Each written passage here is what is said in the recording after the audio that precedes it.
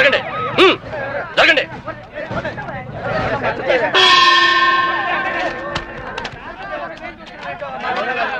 ఎలా జరిగింది? రైలు కింద తలపెట్టాడు మేడం. Suicide case. ఎవరు చెప్పారు? పబ్లిక్. మీరేమనుకుంటున్నారు? నేను అదే అనుకుంటున్నాను. నిన్నటి నుంచి ఈ రూట్ లో రైలు రోకో జరుగుతుంది. రైలు రోకో జరుగుతుండగా ఈ రూట్ లో ట్రైన్లు వస్తాయా? రావు మేడం. ట్రైన్ రానప్పుడు సూసైడ్ చేసుకునే అవకాశం ఉందా? లేదు మేడం. మరి సూసైడ్ అని మీరు ఎలా కన్ఫర్మ్ చేశారు? చేతిలో లాఠీ ఉంటే సరిపోదు, తల్లో బ్రెయిన్ ఉండాలి. ముందు బాడీని పోస్ట్ మార్టానికి పంపించండి. Yes madam.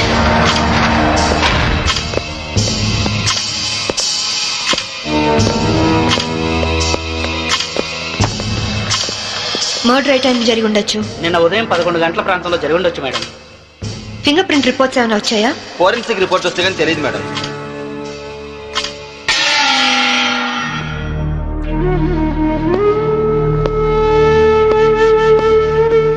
నమస్తే అమ్మా, నా పేరు సాంబవి. మీ ఆయన కేసు ఇన్వెస్టిగేట్ చేయడానికి వచ్చాను. మీరు నాకు సహకరించాలి.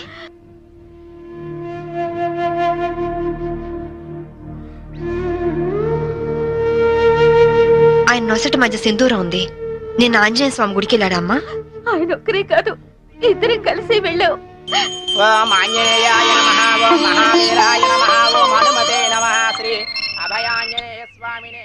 Hello, good morning sir. అరగంట తర్వాత వాళ్ళ ఇంట్లో సప్లై ఉండదు సార్. వెంటనే వస్తానని చెప్పి వెళ్ళిన ఆయన ఇలా శాశ్వతంగా వెళ్ళిపోతారని నేను అనుకోలేదు. ఒక్కదాన్ని ఇంటికి వచ్చింది నేను. ఇలా జీవితాంతం ఒంటరిగా ఉండిపోవాల్సి వస్తుందని నేను ఊహించలేదు. బాధపడకండి, కానీ మీ నాతో ఒకసారి గుడికి రావాలి. అక్కడ ఏమైనా ఎవిడెన్స్ దొరుకుతుందేమో చూద్దాం. అలాగే.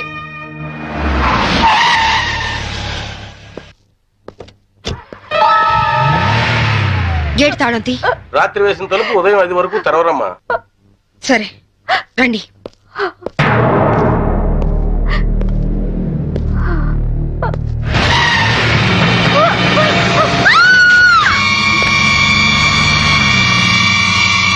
చూడండి చూడండి చూడండి.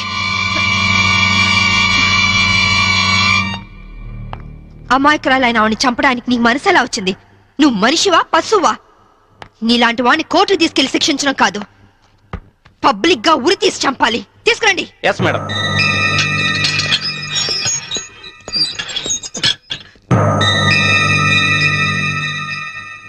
డ్రైవర్ గా నీ ఎక్స్పీరియన్స్ ఎంత ఉండొచ్చు? 20 ఏళ్ళు మేడం. 20 ఏళ్ళు ఎక్స్పీరియన్స్ ఉండి అంత నిర్లక్ష్యంగా నడిపి యాక్సిడెంట్ చేసావంటే నేను నమ్మను.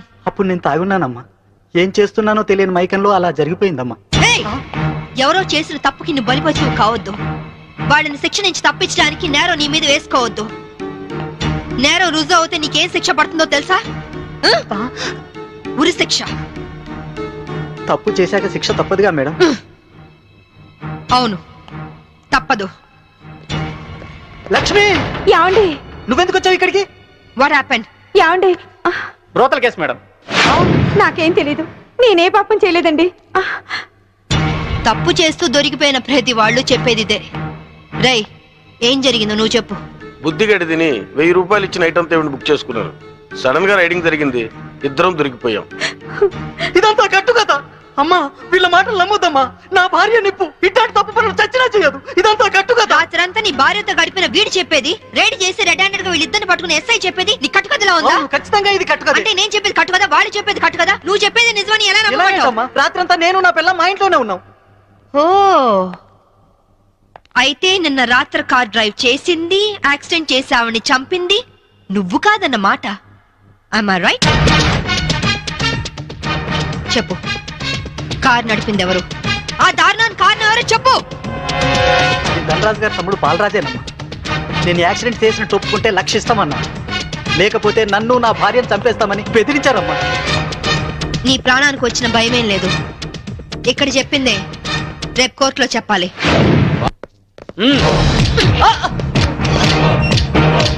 Madam, what is this? ఇది ఆపరేషన్ థియేటర్, లోపల రాకూడదు. మీరు జులుం చేయడానికి ఇది పోలీస్ స్టేషన్ కాదు, హాస్పిటల్. Don't disturb. ఇతనికి heart problem, kidney problem, brain problem, nervous problem, liver problem. ఇన్ని ప్రాబ్లమ్స్ ఉన్నవాడు బ్రతకడం కంటే చావడం బెటరు. రై లేరా. లేరా లే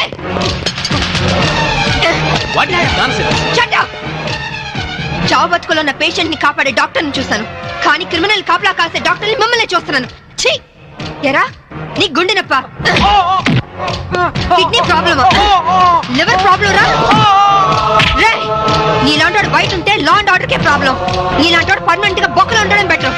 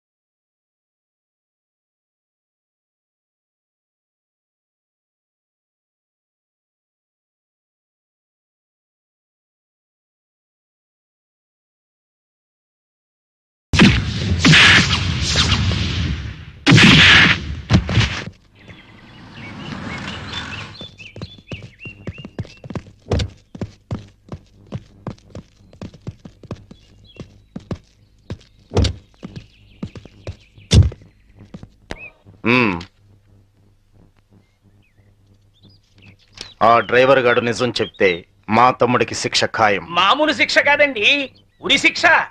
హిందీ మే फांसी का सजा बोलते हैं. అబ్బో అవును, వాడిని స్టేషన్ లోనే లేపేస్తే అదంత ఈజీ కాదు. నైట్ అంతా శాంభవి వాడే కాపలా ఉంటుంది. అయితే ఇప్పుడెలా? రేపొద్దున శాంభవి ఇంటికెళ్ళి కోర్టుకెళ్లే గ్యాప్ లో మీరు పోలీస్ స్టేషన్కి వెళ్ళి వాడిని లేపేయండి. ఉడాదో ఉడాదో. ఓకే అన్నా. త్వరగా డ్రైవర్ తీసుకురావయ్యా, కోర్టు టైం అవుతుంది. Yes sir. పద పదమంటుంటే. నేను రాను, నేను మాత్రం కోర్టుకు రాను. ఒకవేళ మీరు నన్ను బలవంతంగా తీసుకెళ్ళినా బండి తోలేని ధనరాజు తమ్ముడు అని చెప్పను. నేను తోలేనని ఒప్పుకుంటాను. నిన్న మేడం అడిగితే సాక్ష్యం చెప్తా అన్నావు. చెబితే వాళ్ళు నన్ను చంపేస్తారు. చెప్పకపోతే నేను చంపుతా. చెప్తావా లేదా? నేను చెప్పను.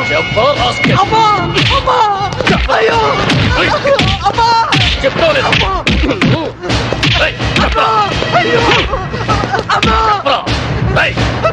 చెప్తావా లేదా? చెప్తావా లేదా?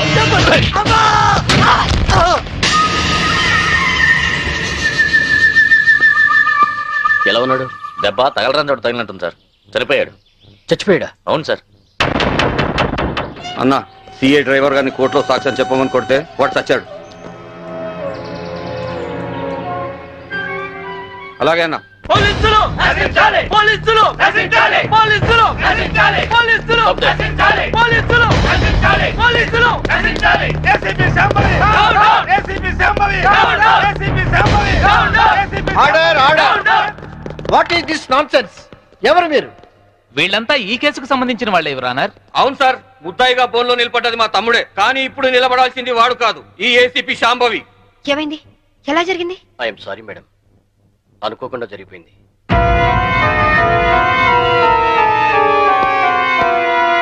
ఏమిటి మీరు అనేది? నిజం సార్, కోర్టుకు వచ్చి సాక్ష్యం చెప్పాల్సిన మా వాడిని కాటికి వెళ్ళేలా చేసింది ఈ ఏసీపీ. మీరేమైనా చెప్పదలుచుకుంటే బోన్లోకి వచ్చి చెప్పండి.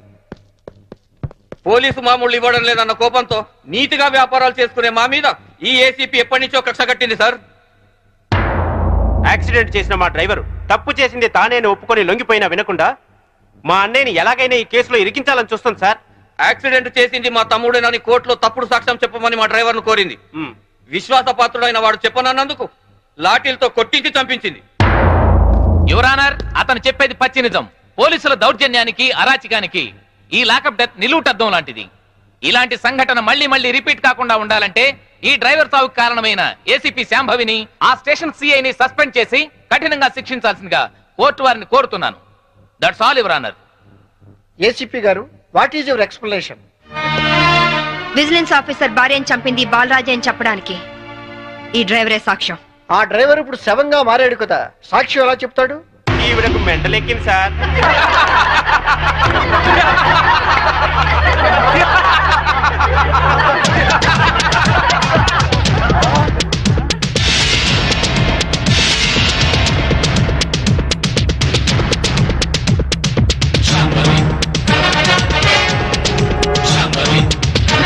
చచ్చాడు అనుకున్న డ్రైవరు బతికి లేచినందుకు షాక్ అయినట్టున్నారు. మీ మొహాల మీద నీళ్లు కొట్టించాలా లేక మిమ్మల్ని కూడా జైల్లో పెట్టించాలా? మిసెస్ శాంభవి, ఏమిటిదంతా? 1 minute యువర్ ఆనర్. ఇన్స్పెక్టర్, జరిగింది చెప్పండి. Yes madam. Your honour, driver ను కోర్టుకు తీసుకొస్తుంటే వీళ్ళందరూ అతని చంపాలని కోర్టు బయట కాపు కాశారు. అది పసిగట్టి నేను మేడం గారికి ఫోన్ చేశాను. మేడం గారు ఈ డ్రామా అంతా ఆడమని ప్లాన్ చేశారు యువర్ ఆనర్. లేకపోతే వీళ్ళు నన్ను నిలువునా చంపేసే వాళ్ళయ్యా. ఆఫీసర్ భార్యని యాక్సిడెంట్ చేసి చంపేసింది ఈ బాలరాజే. వీడు చెప్పేది అబద్ధం సార్. యువర్ ఆనర్, నిజాలు తేల్చాల్సింది న్యాయస్థానం. విజిలెన్స్ ఆఫీసర్ భార్య ప్రాణాలు తీసిన ఇతన్ని కఠినంగా శిక్షించవలసిందిగా కోర్టు వారిని కోరుతున్నాను. That's all your honour. Driver Kanakarao సాక్ష్యాన్ని ఆధారంగా చేసుకుని విజిలెన్స్ ఆఫీసర్ భార్యను చంపింది బాలరాజనేని కోర్టు వారు నమ్ముతూ సెక్షన్ 302 ప్రకారం నిందితుడికి యావజ్జీవ కారాగార శిక్ష విధించడమైనది. Hi Kitty, how are you? Fine. Holiday రోజు మీరు ఇంట్లో ఉన్నారండి బాబు గారు. లేకుంటే మీ అక్క లాఠీతో కాలి రగొడుతుంది. ఇప్పుడు అంత అవసరం అంటారా? ఎవరిన వెంటే నిజం అనుకుంటారు. అయితే మోడల్ గా సెటిల్ అయిపోయి డాన్స్ వదిలేస్తావా? వదిలేయడమా? డాన్స్ నా ప్రాణం. నీకే కాదు, మా ఆవిడకి ప్రాణమే. పెళ్లికి ముందు చాలా బాగా చేసేది. నిజమా అక్క? వావ్, ఏ డాన్స్ చేసేదానివి? కూచిపూడా? కాదు, భరతనాట్యం. పోలీస్ ఆఫీసర్ అయ్యాక పొలిటికల్ లీడర్స్ తో, రౌడీస్ తో డాన్స్ చేస్తోంది మా ఆవిడ. డాడీ ఇలాగా? రేయ్, ముందు మీ పని చెప్పాలి. వీడిని మీరే చెడగొడుతున్నారు. చూడు చైతన్య, మన దండరాజు గారు 100 రోడ్డు మీద గాంధీ బొమ్మలు అంటాడు. ఆయన ట్రాన్స్ఫర్ కి బాకీ ఉన్నారని, మన ఆఫీసుని మర్డర్ చేశారని కేసు పెట్టారంట. అవును సార్. మంత్రిగా నేను చెప్తున్నాను, ముందు కేసు విత్డ్రా చేసుకో, ఆ తర్వాత పవర్ ప్లాంట్ శాంక్షన్ చేయి. అందరికీ మంచిది, సరేనా? సరే సార్, ఆ విషయం మీ లెటర్ హెడ్ మీద రాసి సంతకం చేసి ఇవ్వండి. దేనికి? పేపర్ లో వేసి మీకు ఓట్లేసిన ప్రజల దగ్గర పర్మిషన్ తీసుకోవడానికి. చూడు ఐఏఎస్, రెచ్చిపోబోక, నీ ఇవ్వ నీకు ఇప్పిస్తాను, తీసుకో. ఐఏఎస్ అంటే ఇండియన్ అడ్మినిస్ట్రేటివ్ సర్వీస్, అంతేకాని ఇండియన్ అవినీతి సర్వీస్ కాదు. నన్ను ఇంగ్లీష్ లో తిడతావా? నీ అంతు చూస్తా, నిన్ను చక్కెరకి మన్యాలు పట్టిస్తాయి. ఇంకొక మాట మాట్లాడమంటే నీ నాలుక కోసేస్తాను. నీలాంటి బ్రోకర్లు మంత్రి పదవుల్లో ఉండబట్టే ఈ రోజు కరెంటు ధరలు విపరీతంగా పెరిగి సామాన్యులు బల్బు వెలిగించుకోవడానికి కూడా భయపడుతున్నారు. రైతులు కరెంటు బిల్లులు కట్టలేక ఆత్మహత్య చేసుకుంటున్నారు. నిజాయితీగా మీ ప్రభుత్వం ఫ్యాక్టరీ యజమానుల దగ్గర కరెంటు బిల్లులు వసూలు చేస్తూ ఎలక్ట్రికల్ పోల్స్ మీద వైర్లు వేసి కరెంటు దోచుకునే వాళ్లను గుండె ధైర్యంతో పట్టుకోగలిగితే ట్రాన్స్కోకు లాభాల మాట అటుచితే నష్టం మట్టుకు ఉండదు. అక్కడేమో స్పాట్ బిల్లింగ్లు అంటూ మనం ప్రజల పుస్తలమ్మించి నిర్దాక్షిణ్యంగా బిల్లులు వసూలు చేస్తున్నాం. ఏంటయ్యా ఎండి మిరపకాయలు తిన్న కాకిలాగా తెగరుస్తున్నావు? నేను అసలే మంత్రిని, నేను తలుచుకుంటే ఈ క్షణంలోనే నిన్ను సస్పెండ్ చేస్తా. నువ్వు నన్ను సస్పెండ్ చేయలేవురా, ఎందుకంటే నా సిన్సియారిటీకి ఎప్పుడో ఒకప్పుడు ఇలాంటి ఎదురు దెబ్బ తగులుతుందని నాకు బాగా తెలుసు. అందుకే ఈ రిజిగ్నేషన్ లెటర్ ఎప్పుడు నాతోనే ఉంటుంది. This is my resignation letter. Good bye. అమ్మో, వీడు రాజీనామా ఆమోదిస్తే నా అవినీతి భాగవతం బయటకు వస్తుంది. వీడు ఇంకో ఐఏఎస్ రాజకీయ నాయకుడు అవుతాడు. ఈ రాజీనామా లెటర్ నేను చింపారిస్తే ఏ గొడవ ఉండదు. ఇప్పుడు రాజీనామా చేయాల్సిన అవసరం ఏమొచ్చింది? రాజీపడి బతకలేక? రాజీ పడమని ఎవరన్నారు? రాజకీయంగా పలుకుబడి ఉన్నవాళ్ళు. ఏమిటండి ఇది? ఎవరో ఏదో అన్నారని ఉద్యోగం వదిలేసుకుంటారా? చాంతాడు తక్కువగా ఉందని బావని పూడ్చుకుంటారా? ఇది నీళ్లున్న బావి కాదు శాంభవి, ఎండమావి. ఈ సిస్టమ్ మొత్తం అవినీతితో పొల్యూట్ అయిపోయింది. అందరితో పాటు నేను పొల్యూట్ కాలేను. పొల్యూట్ అవుతుందని ఎందుకు అనుకుంటున్నారు? ఉద్యోగంలోనే పోరాడొచ్చు కదా. అంత ధైర్యం లేనప్పుడు ఐఏఎస్ ఎందుకు చదివారు? బుద్ధి లేక. అమ్మాయి చెప్పింది కరెక్ట్. నాన్న, ఇది మా భార్యాభర్తల విషయం. మధ్యలోకి రావద్దు అంటావు అంతేనా? రేయ్, ఊరంతా కాదన్నా మీ ఇద్దరి పెళ్లి చేసింది నేను రా. మీరు భార్యాభర్తలు కావడానికి కారణం నేను కావచ్చు, కానీ ఇది మా పాలసీకి సంబంధించిన మ్యాటర్. మీకేం తెలియదు, మీరు వెళ్ళండి. ఏమండి, ఆవేశపడుకుని ఒక నిమిషం ఆలోచించండి ప్లీజ్. చూడు, నేను జాబ్ లేకుండా ఇంట్లో ఉండడం నీకు అవమానంగా అనిపిస్తే భర్త పోస్టు కూడా రిజైన్ చేస్తాను.